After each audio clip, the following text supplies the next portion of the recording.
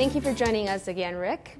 You've had a recent news release with some good news with the 2017 summer program on the Oxford Lake project in Manitoba. Could you please share some details with us?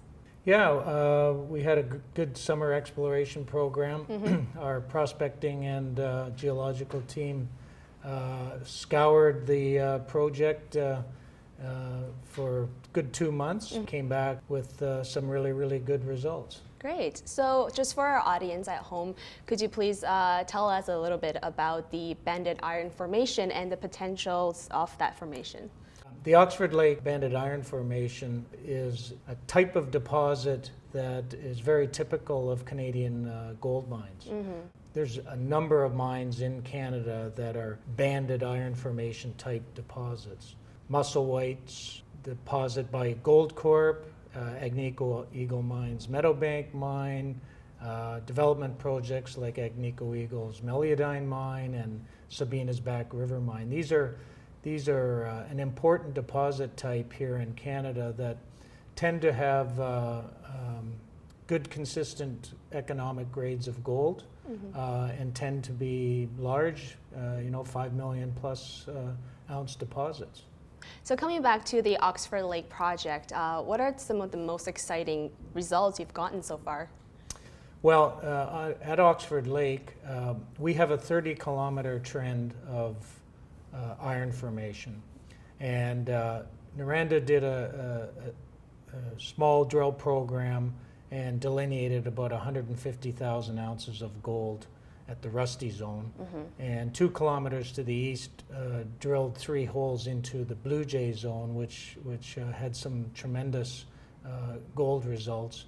So this summer we wanted to evaluate the whole 30-kilometer trend, and what the prospecting and mapping team came up with was, yeah, there's gold all along that 30-kilometer trend. Now, Rick, what is the potential mining method if you do make a significant discovery on the property? Well, that depends on the setting of the deposit or the ore body. If it's steeply dipping and under the lake, like the Rusty Zone and the Blue Jay zones are, that would be definitely mined by underground mining methods. We would build a shaft on shore and cross-cut to the ore body and use a bulk mining method to mine the ore body by underground methods.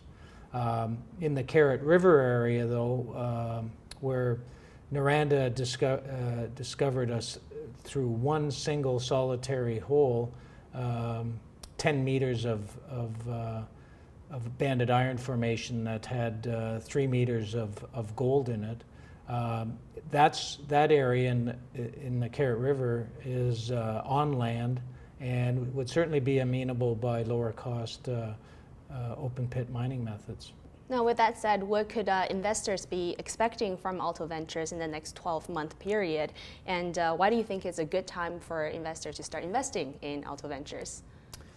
Yeah, well, I think this project has sort of been lost in the vaults, so to speak. Noranda drilled it in the late 80s, early 90s, and then it kind of was hibernated by them for the 90s, and then it was sold off to another company, Newmont Mining, who held onto it for a few years until Alto got a hold of it in 2004. This summer's program was the start of rebuilding the exploration of this project that was left dormant for 20 years. And we plan to drill it this winter. About 3,000 meter drill program. About $1.3 million will be the budget for the project, including some ground geophysics that we'll be doing as well to get prepared for the drill campaign. Great. Well, thank you so much for your time, Rick. You're welcome.